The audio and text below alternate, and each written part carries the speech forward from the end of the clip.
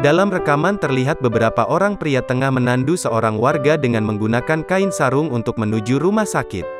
Fenomena ini terjadi di Dusun Rapahombo, Desa Klitih, Kecamatan Plandaan, Kabupaten Jombang, Jawa Timur, tulis @terang media di kolom komentar.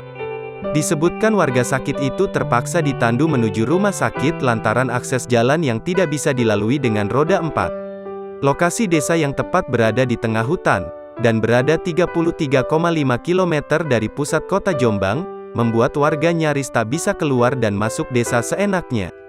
Jalan yang masih bertabur batu dan tanah, membuat akses jalan sepanjang 15 km dari pusat kecamatan Ploso, begitu sulit untuk dilalui warga saat keluar masuk desa, tulisnya. Postingan tersebut kemudian menuai komentar dari netizen yang miris dengan melihat kondisi akses jalan di desa itu.